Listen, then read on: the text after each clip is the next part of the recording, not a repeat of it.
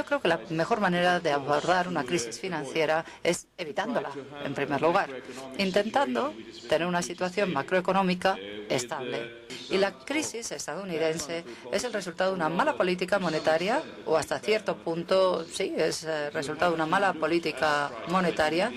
Y yo creo que cuando se crea una política monetaria hay que tener todo esto en cuenta. Y, por ejemplo, la respuesta al estallido de la burbuja de las tecnológicas a finales de los 90 lo que hizo fue llevar una serie de medidas que no fueron positivas y todo el mundo, como los tipos de interés eran muy bajos, todo el mundo empezó a asumir riesgos para conseguir un mayor rendimiento, etcétera.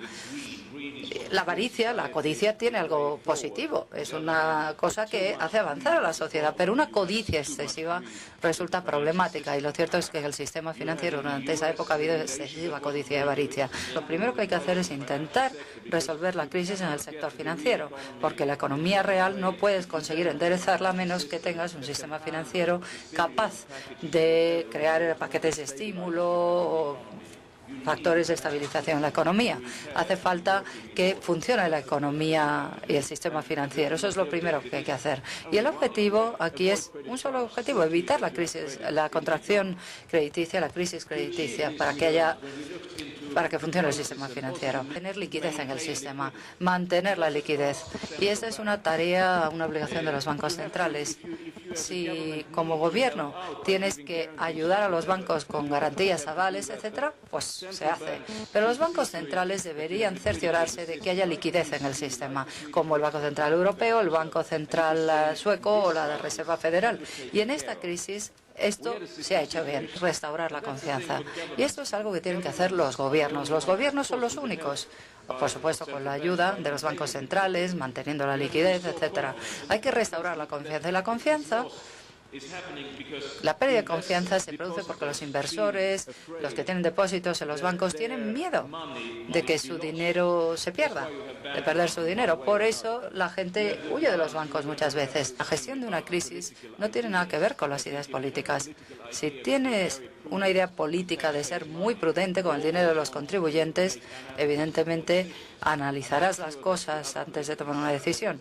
No estoy muy seguro de que el otro espectro político haga lo mismo. Ellos más bien gastan primero y luego analizan, o no analizan para nada, ¿eh? Esto no lo digo como funcionario, lo digo como persona con ideas políticas. Una crisis sistémica, los gobiernos tienen que intervenir, nos guste o no, siempre, lo antes posible y con la mayor fuerza posible.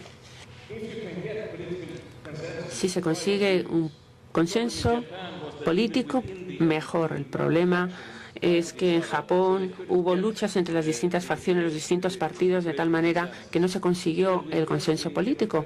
Incluso dentro de los partidos demócrata y republicano en los Estados Unidos no se ha conseguido el consenso. Y el problema está acarreando ese problema. Es muy importante conseguir el consenso. Mantener la liquidez, como ya he dicho, es fundamental. La apertura y transparencia es fundamental, ser abierto y transparente, tener estos test de estrés y hacerlos públicos. Que primero paguen los accionistas. Tenemos que ser muy duros con los accionistas. Por supuesto, en una economía de mercado, si los gobiernos tienen que intervenir en los bancos, si tienen que intervenir con capital, de tal manera que acaban teniendo una mayoría y se nacionalizan los bancos, pues esto es una gestión de crisis, no tiene nada que ver con una idea política, no, es pura y simplemente la gestión de crisis, que es un riesgo moral más grande si vas a un banco y no intervienes sin que hagas que los accionistas sean responsables y tengan que pagarlo, porque de esta manera les estás más o menos mandando el mensaje de que en el futuro pueden hacer lo que quieran, que independientemente de las regulaciones que se tengan, pueden asumir riesgo, a veces asumir un riesgo excesivo, y si el accionista o el directivo no tiene que pagar, pues entonces va a volver a asumir el mismo riesgo, por grande que sea en el futuro. Ese es el problema moral que yo tengo, y por eso hago que los accionistas y la gestión o los directivos sean los que pagan los primeros. Bueno, pues esto es todo lo que tenía que decir.